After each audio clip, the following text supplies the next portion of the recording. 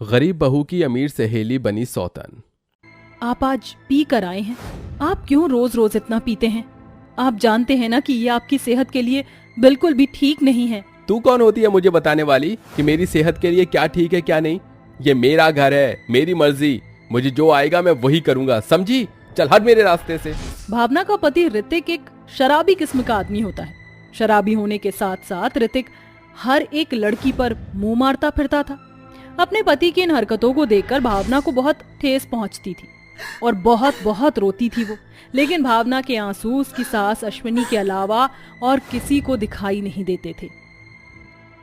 भावना बहू, मुझे माफ कर दे। मेरी वजह से तेरी जिंदगी बर्बाद हो गई है।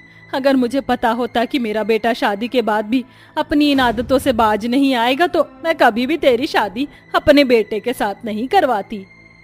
नहीं माँ जी, आप मुझसे माफी मत मांगिए। इसमें आपकी क्या गलती है? किस्मत तो मेरी ही खराब है जो मुझे ऐसा पति मिला। अब यही मेरी किस्मत है और इसी किस्मत के साथ मुझे मेरी जिंदगी गुजारनी है। ऐसे ही समय बीतता रहता है लेकिन ऋतिक अपनी आदतों से बाज नहीं आता है। जिस कंपनी में ऋतिक काम करता था उसी कंपनी में एक सुकून नाम की लड़की भी काम करती थी। सुकून दिखने में काफी ज्यादा सुंदर और मॉडर्न थी, इसलिए ऋतिक को सुकून पहली नजर में पसंद आ गई थी। ऋतिक सुकून की खूबसूरती में इतना बहक गया था कि वो सुकून से शादी करना चाहता था। सुकून, मैं तुमसे बहुत प्यार करता हूँ और तुमसे शादी करना चाहता हूँ। लेकिन ऋतिक, तुम तो शादीशुदा हो ना, तो तुम मुझसे शादी कैसे कर सकते हो? और तुम्हारी पत्नी, उसका क्या होगा? तुम उसकी फिक्र मत करो, उसकी तो मेरे सामने चू भी नहीं निकलती है। शादी के बाद मैं तुम्हें दुनिया भर की सारी खुशी दूंगा। ऋतिक की बात सुनकर सुकून शादी के लिए हाँ कर देती है और कुछ ही दिनों में ऋतिक और सुकून एक मंदिर में जाकर शादी कर लेते हैं। शादी के बाद ऋतिक सुकून को अपने घर ले आता है। जैसे ही भावना की नजर सुकून पर पड़ती है तो वो उसे देखकर बहुत ज्यादा हैरान हो जाती है, क्योंकि सुकून कोई और नहीं बल्कि भावना की ही बचपन की दोस्त होती है। सुकून, तुम यहाँ क्या कर रही हो? तुम और मेरे पति शादी के जोड़े में क्यों हैं? भावना, तुम इतनी बेवकूफ तो नहीं कि तुम्हें पता ही नहीं चल रहा है कि मैं और तुम्हारा पति शादी के जोड़े में क्या कर रहे हैं। मैंने तुम्हारे पति से आज मंदिर में शादी कर ली और आज के बाद तुम्हारा पति मेरा पति है और मैं तुम्हारी सौतन हूँ। ये तुम कैसे कर सकती हो मेरे साथ? तुम अपनी दोस्त का घर कैसे उजाड़ सकती है? ये सब करते हुए तुम्हें जरा भी शर्म नहीं आई? और जो तुमने मेरे साथ किया, तुम्हें वो सब करते हुए शर्म नहीं आई? मैंने तो हमेशा तुम्हें अपनी एक अच्छी दोस्त समझा, लेकिन तुमने तो मेरी ही पीठ में चाकू घोंप दिया। मैं तुम्हें कैसे बताऊं कि वो सब एक हादसा था। बस मैंने वो जानबूझकर नहीं किया। मुझे और कुछ नहीं सुनना। ऋतिक डार्लिंग, चलो हम अपने कमरे में चलते हैं। इतना कहकर सुकून ऋतिक को लेकर कमरे में चली जाती है। अपनी दोस्त को अपनी सौतन बना देख भावना के आंसू रोके नहीं रुक रहे थे। भावना को सालों पुरानी सारी बातें याद आने लगती हैं। भावना और सुकून बचपन की बहुत अच्छी दोस्त होती हैं। दोनों ने एक साथ स्कूल और कॉलेज क्लियर किया था। कॉलेज के खत्म होते ही सुकून के पेरेंट्स सुकून की शादी रॉकी नाम के लड़के से करवा देते हैं। सुकून शादी के बाद बहुत ही ज्यादा खुश होती है। सुकून और रॉकी की शादी को काफी टाइम हो जाता है, इसलिए वो भावना से मिलने का प्लान बनाते हैं। सुकून, रॉकी, तुम दोनों यहाँ? कितना टाइम हो गया तुम दोनों से मिले हुए।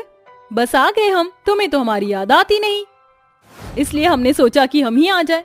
लेकिन तुम क्या कर रही हो? तुम ड्राइविंग सीख रही हो? हाँ, सोचा कि मेरी शादी में तो अभी टाइम है, जब तक ड्राइविंग सीख लेती हूँ। That's great. भावना, तो कहाँ तक सीखी तुमने अपनी ड्राइविंग? ज्यादा नहीं, बस थोड़ी बहुत सीखी है। चलो फिर एक लॉन्ग ड्राइव पर चलते हैं। आप लोग ही जाओ लॉन्ग ड्राइव पर, मैं चली अंदर आंटी से मिलने के लिए, लेकिन जल्दी आ जाना। सुकून घर के अंदर चली जाती है और भावना रॉकी कार में बैठकर लॉन्ग ड्राइव पर चले जाते हैं। भावना आराम से कार ड्राइव कर रही होती है कि तभी अचानक भावना जैसे ब्रेक लगाने जाती है, वो अचानक गाड़ी के ब्रेक फेल हो जाते हैं। ब्रेक फेल हो जाने की वजह से गाड़ी डिसबैलेंस होती है और सामने से आ रही ट्रक के अंदर घुस जाती है, जिस वजह से एक बहुत बड़ा एक्सीडेंट हो जाता है। एक्सीडेंट में भावना तो बच जाती है, लेकिन रॉकी की ऑन द स्पॉट मौत हो जाती है। अपने पति की मौत का जिम्मेदार सुकून भावना को समझने लगती है। तुम्हारी वजह से आज मैंने अपने पति को हमेशा हमेशा के लिए खो दिया। मेरी क्या दुश्मनी थी तुमसे जो तुमने मेरे साथ ऐसा किया। मैं तो तुम्हें हमेशा अपनी बहन की तरह प्यार देती रही, लेकिन तुमने मेरे प्यार का ये सिला दिया। भावना, जैसे आज तुमने मुझसे मेरा पति छीना है, वैसे ही कल को तुम्हारा पति भी तुमसे कोई छीन लेगा, तब तुम्हें दर्द महसूस होगा। तुम गलत समझ रही हो। मैं गाड़ी आराम से ड्राइव कर रही थी, अचानक गाड़ी के ब्रेक फेल हो गए, जिस वजह से ये एक्सीडेंट हो गया। झूठ मत बोलो। पूरा कॉलेज जानता था कि तुम रॉकी को पसंद करती हो, लेकिन रॉकी मुझे पसंद करता था और इसी जलन की वजह से तुमने रॉकी को मार दिया, और मैं ये चीज कभी नहीं भूलूंगी, याद रखना। जिसके बाद सुकून वहां से रोती हुई चली जाती है और सुकून भावना की दोस्ती वहीं पर खत्म हो जाती है। आज सालों बाद जब भावना ने सुकून को अपने पति के साथ देखा तो उसे सब याद आ जाता है। ओह, तुम यहाँ पर हो। मुझे लगा तुम ऋतिक के साथ उसके कमरे में होगी। अरे नहीं, मैं तो भूल ही गई थी कि अब ऋतिक तुम्हारा नहीं मेरा पति है। कैसा लगता है ना अपने पति को अपने से दूर होता देख, वो भी हमेशा हमेशा के लिए। सुकून, प्लीज समझने की कोशिश करो। मैंने जानबूझकर एक्सीडेंट नहीं किया था। मैं ऐसा क्यों करूंगी? इसमें तो मेरी भी जान खतरे में थी ना, मैं मर भी सकती थी।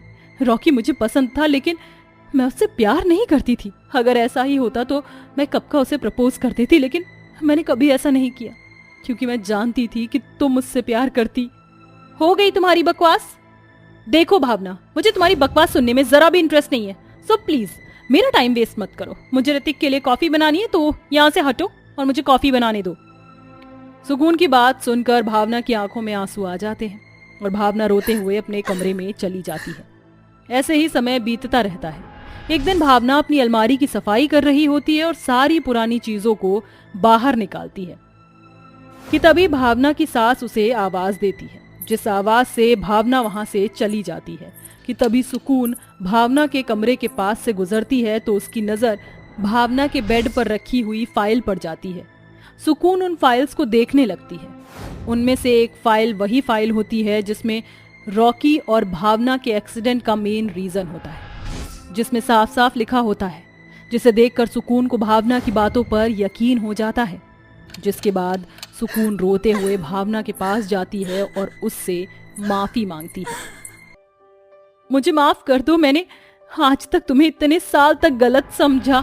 मैंने तुम्हारे बेड पर रखी हुई फाइल को पढ़ लिया जिसमें साफ साफ लिखा था कि एक्सीडेंट का कारण ब्रेक फेल होना था। मेरी गलतफहमी ने तुम्हारा बसा बसाया संसार उजाड़ दिया। प्लीज मुझे माफ कर दो। ऋतिक तुम्हारी सच में बहुत अच्छी है। मैं तो सिर्फ उससे बदला लेने के लिए तुमसे शादी की थी, लेकिन अब मुझे सारी सच्चाई पता चल चुकी है। सुकून को उसकी गलती का एहसास होता देख और सारी सच्चाई का पता लगने पर भावना बहुत खुश होती है और उसे माफ कर देती है।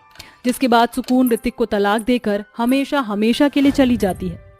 ऋतिक को भी सुकून की बात का एहसास हो जाता है कि जो भी वो अपनी पत्नी के साथ कर रहा था वो सब गलत था।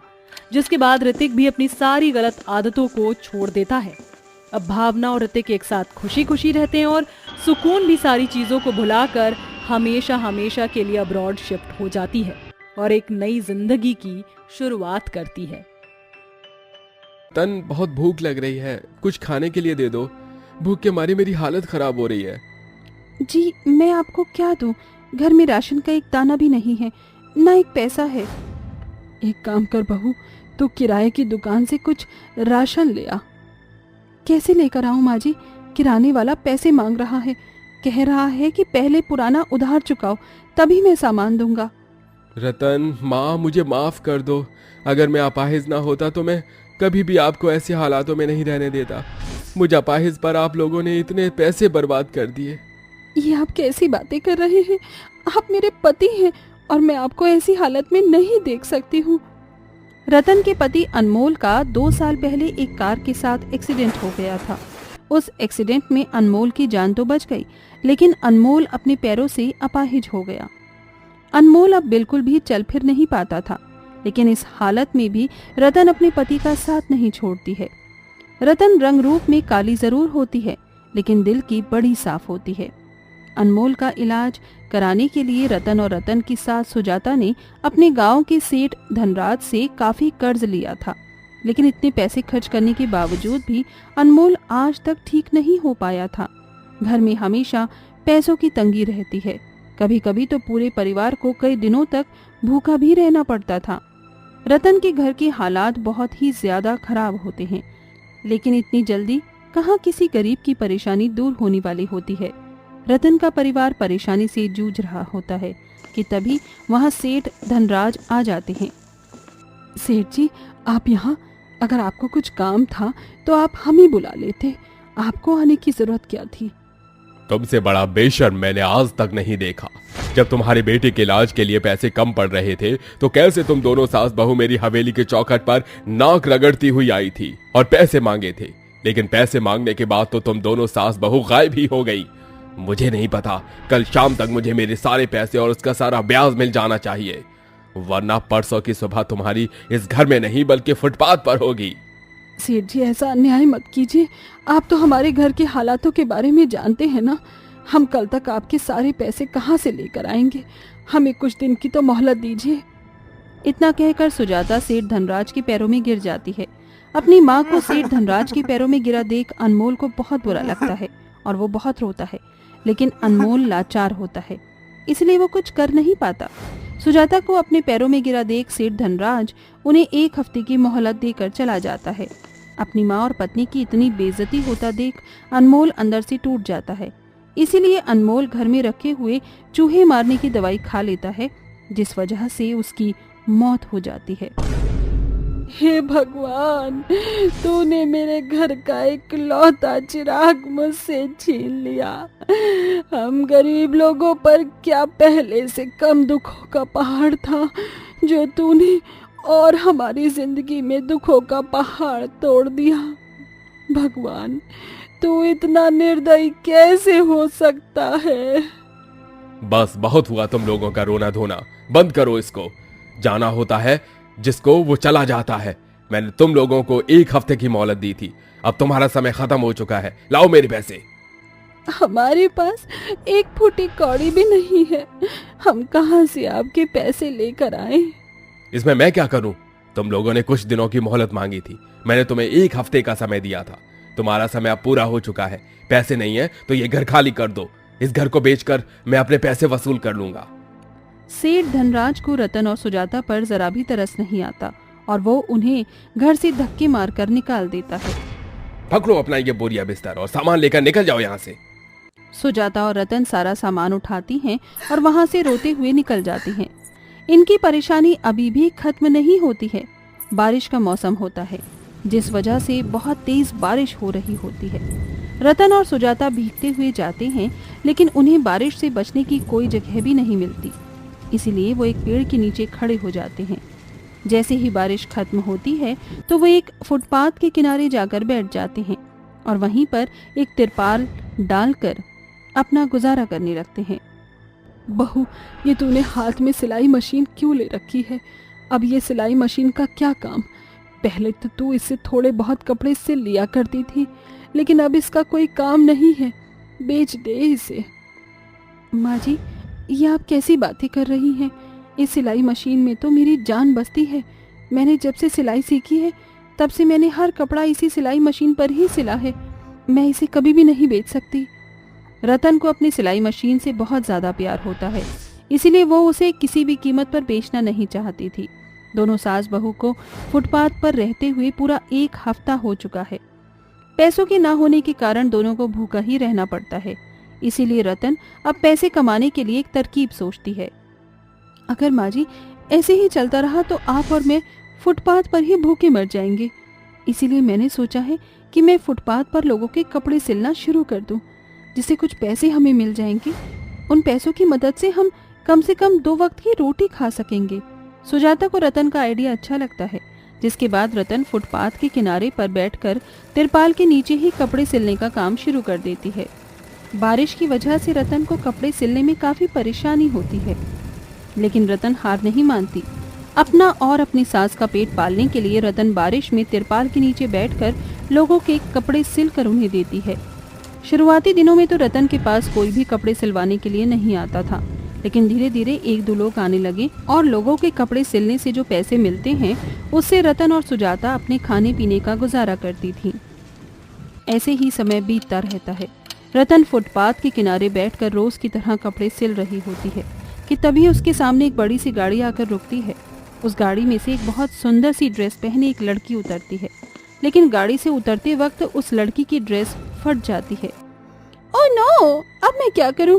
मुझे शो में जाना था और मेरी ड्रेस फट गई। अब मैं इस फटी हुई ड्रेस को पहनकर कैसे जाऊं? अगर आप चाहें तो मैं आपकी ये ड्रेस सिल सकती हूँ, फिर आप इसे पहनकर आराम से जा सकती हैं। ये ड्रेस लॉन्ग है और ये बीच में से फट गई है। तुम ऐसे से कैसे सिलोगी, वो भी मामूली सिलाई मशीन से?